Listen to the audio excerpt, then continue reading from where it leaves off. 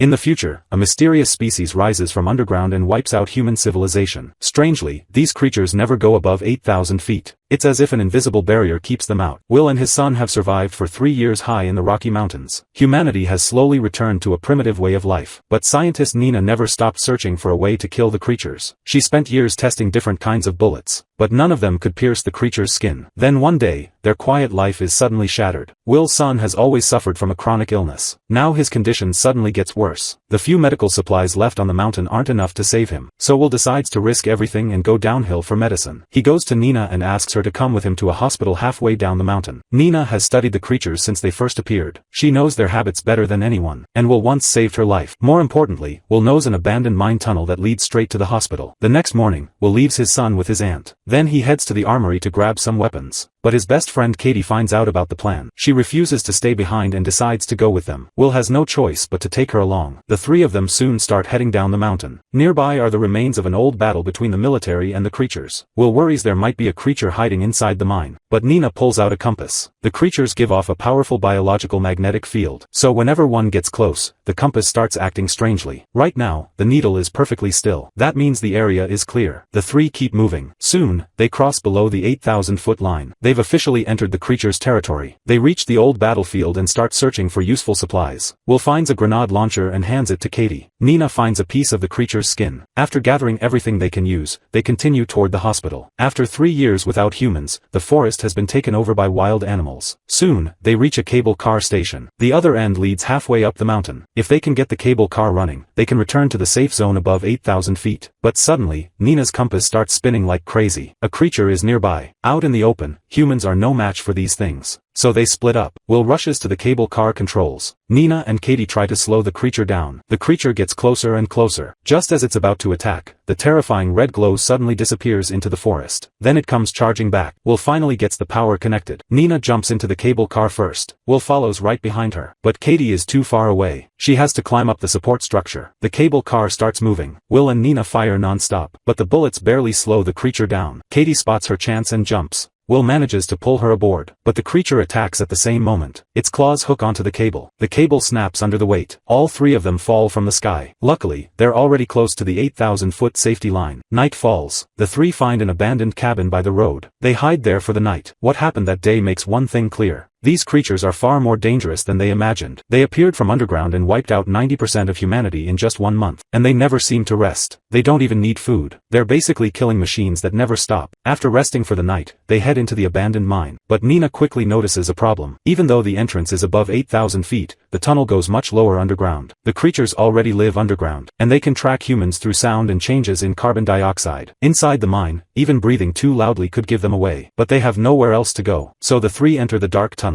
After searching for a while, Will finds the route to the hospital block, but he remembers another way around. The problem is, it leads down to about 7,000 feet. That means they have to enter the creature's territory. The three push forward anyway. They climb down through the pipes. Then they hurry through the dangerous area. Suddenly, Katie senses something behind her. The three immediately shut off their headlamps. They hide inside a crack in the tunnel. Will starts firing, but the bullets don't even scratch the creature. Nina quickly stops him. They shut off all their lights and hold their breath. Sure enough, the creature loses track of them. A glowing red tentacle slips into the crack. It searches every corner for the humans. Will pulls out a cold flare. He lights it and throws it onto the ground. It releases a huge amount of carbon dioxide. The creature is immediately distracted. The three use the chance to open another exit. They squeeze through the narrow opening and crawl outside. But the creature seems to figure out what they're doing. It suddenly disappears into the darkness. Katie climbs out first. Then a deep growl comes from behind her. Before they can react, the creature grabs Katie and drags her away. Will and Nina have no choice but to keep running. They climb the ladder as fast as they can. Finally, they make it out of the mine. But the most dangerous part of the journey is still ahead. #### Part 2. After escaping the mine, Will and Nina reach an abandoned farm. Will discovers that the owner's truck still works. There's also plenty of food left inside the house. The two eat and recover before moving on. Will then asks Nina about the early days of the apocalypse. Back then, Nina was working inside a laboratory. The military considered her extremely important. Will's wife even died while trying to rescue her. Nina finally explains why. They had discovered that normal weapons couldn't pierce the creature's skin, but the skin reacted to cobalt. Their research was almost complete. Then the creatures broke into the laboratory. The entire project was forced to stop. The next morning, Will drives his pickup toward the nearby town. Soon, the two reach the hospital. Using the sound of horses to cover their movements, they make it inside. The hospital is already completely destroyed. Will knows exactly where the pharmacy is. He quickly searches for the medicine his son needs. But suddenly, Nina's compass starts spinning again. A creature is nearby. The two grab the medicine and rush out. But it's already too late. Countless tentacles burst through the walls. They come straight for Will and Nina. The two run toward the roof. But a tentacle suddenly wraps tightly around Will. Nina grabs a fire axe. She swings it hard at the tentacle. After several hits, the creature finally lets Will go. But their escape route is completely blocked. Then Will notices an oxygen tank nearby. He immediately comes up with a plan. The two look at the creature lying motionless on the floor. It seems the creatures aren't completely invincible. Nina finally sees a possible way to kill them. She asks Will to take her back to the laboratory. After years of research, she may finally have a way to destroy the creatures. She just needs the equipment to prove it. Will decides to help her. The two get back in the truck and head for the laboratory. Once they arrive, Will keeps watch. Nina starts working on the experiment. She mixes cobalt with other chemicals. Then she coats the mixture onto a bullet. She fires it at the creature, but the bullet leaves no mark at all. The test fails. Will tells Nina they need to leave, but Nina decides to try one more time. She tells Will to go ahead without her. His own truck is parked nearby. If the experiment fails again, she can leave on her own. Will finally leaves her there. Nina keeps changing the chemical ratio. She tests the bullets again and again, but nothing works. The creature is getting closer. Then Nina notices the power battery nearby. Suddenly, she realizes what she was missing. She changes the chemical ratio one more time. Then she coats another bullet. Meanwhile, Will is already driving home. But suddenly, one of his tires blows out. The truck loses control. It flips through the air and crashes. Will blacks out. After a long time, he finally wakes up. He uses all his strength to kick open the windshield. The huge noise immediately attracts a creature. Will realizes he's in danger. He jumps out and runs toward the mountain. The creature chases him from behind. Luckily, the 8,000-foot line is right ahead. Will keeps running uphill, but just before he reaches safety, creatures surround him from every direction. There's nowhere left to run. Will fires every bullet he has, but none of them do any damage. He runs out of ammo. Just when everything seems hopeless, Nina finally arrives. She has completed the experiment, but when they look at the creature's remains, they discover something shocking. Mechanical parts are scattered all over the ground. The so-called creatures aren't creatures at all. They're robots. #### part 3. That explains why they never need food. They don't need sleep either. And their inability to cross 8,000 feet isn't natural. It was programmed into them. But that raises an even bigger question. Who built these robots? There are still countless questions left unanswered. But for now, Will and Nina return to the village. They raise a pirate flag. It's a signal that humanity is ready to fight back. The message quickly spreads to every survivor settlement. Everyone learns that they finally have a way to kill the machines. The survivors immediately start working. They spend day and night making special bullets. Soon, they have enough new weapons to fight back. For 3 years, humans have been hiding in the mountains. Now they finally have a chance to strike back. They're no longer just running from the machines. They're going after them. More and more survivors join the fight. The settlements begin working together. They prepare their new weapons. Then they prepare to leave the safe zone. This time, they aren't running away. They're going back for their home. The war between humanity and the machines has officially entered a new phase.